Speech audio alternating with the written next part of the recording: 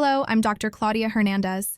Today, we are going to have one of the most important conversations we can possibly have about a man's health. We are going to talk about a word that sends a chill down our spines: cancer, specifically prostate cancer. The title of our meeting today is direct and leaves no room for doubt. Prostate cancer. First signs and symptoms, don't ignore them. And I have chosen this title because ignorance, the I don't want to know attitude, the it won't happen to me mindset, is the greatest ally this disease has. But before we begin, I want you to take a deep breath and listen to me with your heart. My goal today is not to frighten you. Fear paralyzes, and a paralyzed man cannot act to save his own life. My goal is the exact opposite. My promise to you today is that we will rip the mask off of fear, and we will turn on the light of knowledge, a light so powerful that it will allow you to see the path forward with clarity, with calm, and with courage. We will talk about the signs and symptoms, yes, but we are going to do something that few people do. We are going to put them in their real context.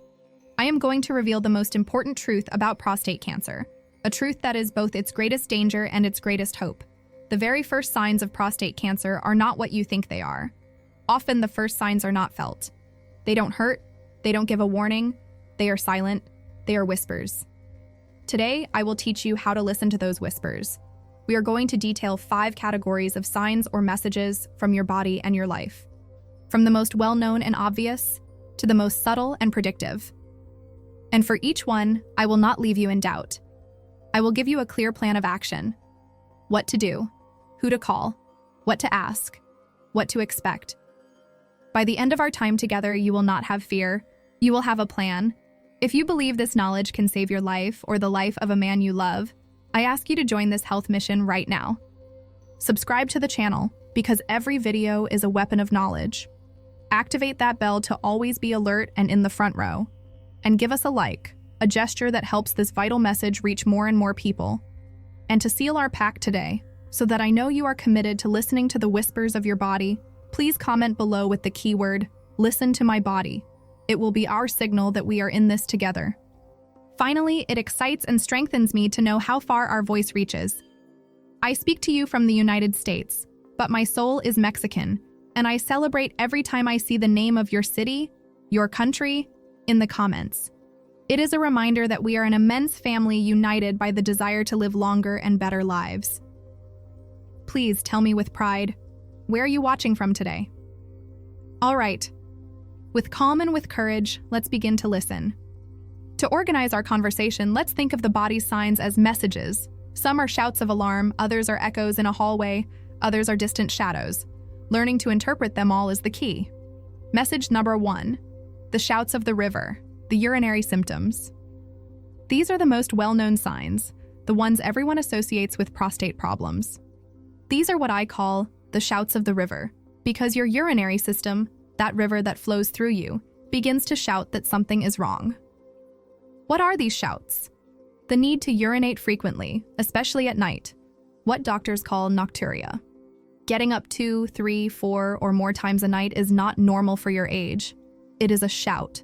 A weak or slow urinary stream, or a stream that stops and starts. The feeling that the river has lost its force.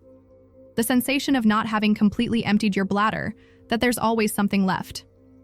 Difficulty or straining to start urinating. Having to push for the river to begin to flow. Pain or burning during urination. Seeing blood in your urine or semen. This is a particularly alarming shout. Now, here comes the most important part, the truth you must understand to avoid panicking. The vast majority of the time, these symptoms are not caused by prostate cancer. They are much more commonly caused by a benign, non-cancerous condition called benign prostatic hyperplasia, BPH, which is simply the age-related enlargement of the prostate. Think of the urethra, the tube through which urine passes, as a garden hose, and the prostate is like a fist wrapped around that hose. In BPH, that fist simply gets bigger and more muscular with age, and it squeezes the hose, causing all those flow problems. It's a mechanical problem. In prostate cancer, what happens is that abnormal cells grow, like little stones or tumors, which can also squeeze the hose. The problem is, from the outside, you cannot tell if the hose is being squeezed by a large, benign fist or by a malignant growth. The shouts sound the same. That is why ignoring them is a gamble you cannot afford to lose. I remember a patient, Don Ernesto, a strong 68-year-old man who had been getting up 5 times a night for 2 years. His friends told him it was normal. "It happens to all of us," they assured him. He accepted it. Until one day he saw a little blood in his urine. He arrived at my office pale with fear. Fortunately, after the studies, we discovered he had severe BPH and a small infection, but no cancer. We started him on treatment and his life changed. But he lived through months of unnecessary terror and risked his kidney health by listening to his friends instead of listening to the shouts of his own river. The action plan. When you hear these shouts, make an appointment with your doctor. No excuses, not with your neighbor, not with your friend, not with the internet. With a primary care physician or directly with a urologist. If you experience any of these symptoms persistently, it is a non-negotiable reason to seek professional help. Go prepared to the consultation. Before you go, write down your symptoms. How long have you had them? Have they gotten worse? How many times do you get up at night? The more precise information you give your doctor, the better they can help you. Understand the first diagnostic steps. Your doctor will likely do 2 very important things: a blood test to measure your prostate-specific antigen, PSA. We will talk about this in depth in our second point. A digital rectal exam, DRE. I know this exam causes anxiety in many men, but it is fundamental. It is the only way for the doctor to physically feel the prostate. With their finger, they can feel if the gland is smoothly enlarged, which suggests BPH, or if it has hard lumps, nodules, or irregularities, which could be suspicious for cancer. It is a 15-second discomfort that can save your life. Do not fear the results. Remember, the statistics are on your side. The cause is most likely benign. But if it isn't, you have just taken the most important step toward a cure. Prostate cancer, when detected at this early stage because you listen to the shouts, has a 5-year survival rate of nearly 100%. Listening in time is synonymous with a cure. Now that we have learned to interpret the shouts, we are going to learn to listen to a much earlier and more subtle message: the echo in the blood. Message number 2, the echoes in the blood, the PSA test. If urinary symptoms are the shouts of an already established problem, the PSA test is an echo of what is happening on a microscopic level. For many, many men, a change in this number is the true first sign of a possible prostate cancer, years before any physical symptom appears. Prostate-specific antigen, or PSA, is a protein produced almost exclusively by prostate cells, both healthy and cancerous. Its function is to liquefy semen to aid in sperm motility. A small amount of this PSA leaks into the blood, and that is what we measure. Now, this is where the myths and fear begin. People believe that high PSA equals cancer. This is absolutely false. PSA is not a cancer marker. It is a marker of prostate distress. Think of PSA as a smoke detector, not a fire alarm. A smoke detector can go off because there is a huge fire, yes. But it can also go off because you burned the toast, an infection or prostatitis, because there's a lot of steam from the shower, a very large prostate from BPH, or even because someone shook it, a recent rectal exam, sexual intercourse, or even a long bicycle ride. The mistake is to panic just because the alarm sounds. The correct action is to call the firefighter, your urologist, to come and professionally investigate why it's going off. The key is not in a single isolated number. True wisdom is found in interpreting the trends and nuances of that number. There are 3 concepts I want you to understand. PSA velocity. How quickly is your PSA rising over the years? A slow, gradual increase can be normal with age and benign growth. A sharp, rapid rise, for example, doubling in 1 year, is a much more concerning echo. This demonstrates the importance of getting the test regularly to have a history. PSA density. Your doctor can measure the size of your prostate with an ultrasound and divide your PSA level by the gland's volume. If you have a very large prostate but a moderate PSA, the density is low, which is reassuring. If you have a small prostate but a relatively high PSA, the density is high, and that is more suspicious. Percent-free PSA. PSA travels in the blood in 2 ways, attached to other proteins or floating freely. Benign cells tend to produce more free PSA. Cancer cells tend to produce more attached PSA. Therefore, a low percentage of free PSA, less than 15–20%, is an echo that suggests a higher probability of cancer. I remember a patient, Robert, a 52-year-old executive, very proactive. In his annual checkup, his PSA came back at 4.5 ng/ml. The classic limit is 4.0. He walked into my office pale, convinced he had cancer.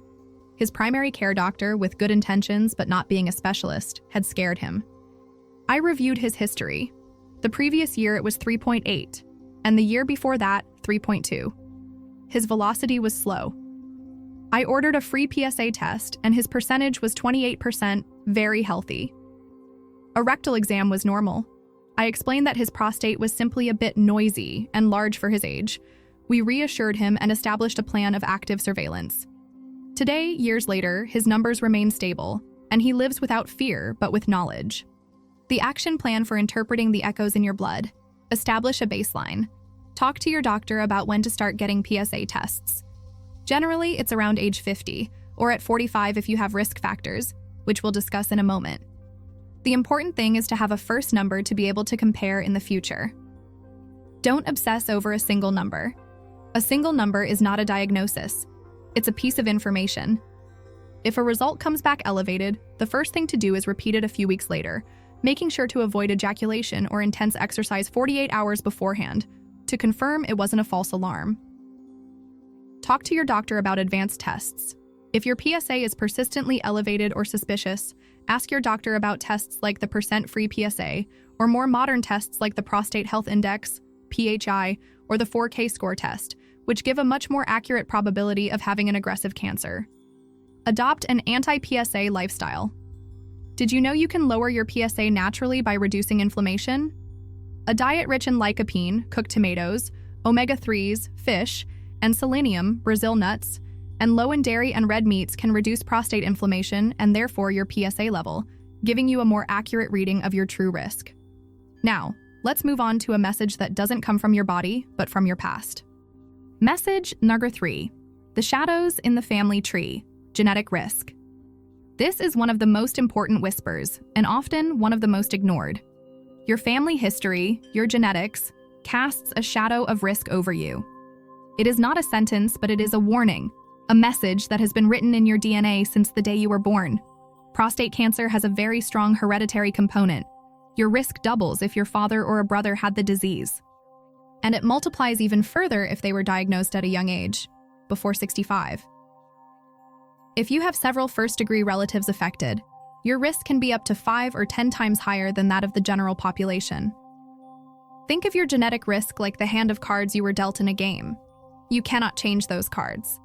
But knowing what cards you hold allows you to play your hand in a much smarter, more strategic way. Ignoring your family history is like playing cards blindfolded. In addition to general family history, there are mutations in specific genes that dramatically increase risk. You may have heard of the BRCA1 and BRCA2 genes. They are commonly associated with breast and ovarian cancer in women. But what many men don't know is that inheriting a mutation in these genes also significantly increases the risk of prostate cancer, often more aggressive and at a younger age. If there is a strong history of breast, ovarian, pancreatic, or prostate cancer in your family, it could be a sign that these genetic shadows are present. I remember 2 brothers, Luis and Carlos, aged 48 and 50. Their father had died of prostate cancer at age 63. When they came to my office, they were terrified. They felt they were doomed to repeat history. I explained the card game metaphor to them. I told them, "Your father played his hand without knowing the cards he held. You have the advantage of knowing them. You are not doomed, you are forewarned. And a man forewarned is a man forearmed." We started a very rigorous early detection protocol beginning at age 45, with annual PSA tests and very close monitoring. Both are healthy, but above all, they live with the peace of mind that they are playing their cards in the best possible way, honoring their father's memory with action, not with fear. The action plan for reading the shadows of your family: become your family's detective. Talk to your parents, uncles, and siblings. Ask the difficult questions. What did Grandpa die of? Has anyone in the family had cancer? What type? At what age were they diagnosed? Draw a small health family tree. This document is pure gold for your doctor. Share this information with your doctor. Your family history is one of the most important pieces of information you can give your doctor.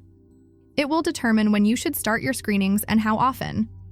If your risk is high, your doctor will not wait until you are 50. They will start much earlier. Consider genetic counseling if the risk is high. If you have multiple relatives with related cancers, prostate, breast, ovarian, pancreas, talk to your doctor about the possibility of seeing a genetic counselor. They can determine if you are a candidate for genetic testing to look for mutations like BRCA. This isn't for everyone, but for high-risk families, it can be life-saving information. Use your risk as motivation. If you discover you have an elevated genetic risk, don't see it as a curse. See it as the most powerful motivation you will ever have to adopt an impeccable lifestyle. To be strict with your anti-inflammatory diet, with your exercise, with your stress management. You cannot change your genes, but you can change the expression of those genes through your lifestyle. So far, we have talked about shouts and subtle whispers. Now we must talk about the pains, about the messages the body sends when the disease, unfortunately, is no longer so silent. Message number 4. The distant pains. Signs of advanced disease.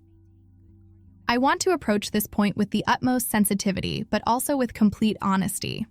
The following symptoms are not, I repeat, are not early signs. They are usually messages that the cancer has grown large enough to affect other parts of the body, or that it has escaped the prostate, what we call metastasis. My goal in mentioning them is not to scare you, but to underscore the vital importance of detecting the disease before it reaches this stage. What are these distant pains? Deep, persistent bone pain, especially in the lower back, hips, pelvis, or ribs. Prostate cancer, when it metastasizes, has a particular affinity for the bones. This is not a muscle ache that gets better with rest. It is a dull, constant ache that is there day and night. Unexplained weight loss. Losing weight without being on a diet and without having increased your physical activity level is a general alarm signal for many types of cancer. Extreme fatigue. A tiredness that is not relieved by sleep. A feeling of exhaustion that prevents you from performing your daily activities. Sudden and severe erectile dysfunction. Although it can be caused by many other reasons, as we discussed in our last meeting, if it appears suddenly along with others of these symptoms, it can be a sign that the tumor is aggressively affecting local nerves. Hearing these symptoms is terrifying. But even here, in the darkest stage, I want you to know that science has advanced spectacularly.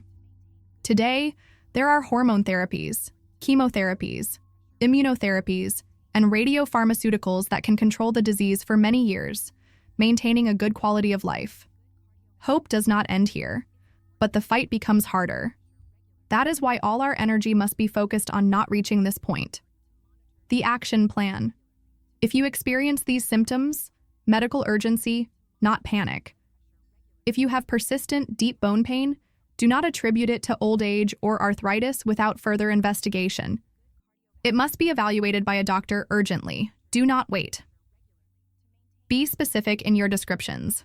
When you talk to your doctor, describe the pain in as much detail as possible. Is it dull, sharp, stabbing? Does it get worse with movement or at night? What number would you give it on a scale of 1 to 10? Hold on to hope in science. If you were to receive a diagnosis at an advanced stage, know that you are not alone and that there is an arsenal of treatments available. Seek out centers of excellence for oncology, get second opinions, and surround yourself with the support of your family and patient groups. Attitude and fighting spirit are a fundamental part of the treatment. Finally, we arrive at the most important message, the most hopeful one, and the one that gives you back all the power. Message number 5. The messages from your plate and your steps. Lifestyle as a predictive sign. This is the quietest whisper of all, but it is the most powerful. Your current lifestyle is a sign of your future health. The food you put on your plate every day, the times you get up from the sofa, the stress you allow to dominate you, all of these are messages that your present self is sending to your future self. A pro-inflammatory lifestyle, rich in sugar, processed meats, bad fats, and sedentary behavior, is in itself the first sign of an elevated risk. It's like seeing someone smoke 3 packs of cigarettes a day. They don't need to have a cough to know they are buying a lottery ticket for lung cancer. In the same way, A man who lives with chronic low-grade inflammation due to his habits is fertilizing the soil, creating the perfect environment for an abnormal cell to decide to thrive. But this is where the most absolute power lies, because this is the only sign that you can completely change. You can decide today to start sending different messages to your future. Messages of health, of anti-inflammation, of protection. Think of your body as a garden. Every junk food meal, every sedentary day is like pouring a spoonful of poison onto the soil. Every healthy meal, every walk is like adding the best organic compost. The decision is yours every day, every hour. The action plan to send the right messages and build a protective shield. The Prostate Shield Diet. Turn your kitchen into a pharmacy. Lycopene. The superstar. Eat cooked tomatoes, tomato sauce, watermelon, pink guava. Lycopene is an antioxidant that concentrates in prostate tissue. Sulforaphane. The detoxifier. Found in cruciferous vegetables, broccoli, cauliflower, Brussels sprouts, cabbage. This compound helps your body eliminate carcinogens. A pro tip: broccoli sprouts are the most potent source. Green tea, the cellular guardian.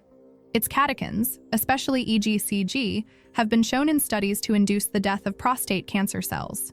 Drink 2 to 3 cups a day. Ellagic acid, the DNA protector. Found in pomegranates, raspberries, and walnuts. Move as if your life depends on it, because it does. Exercise is not an option.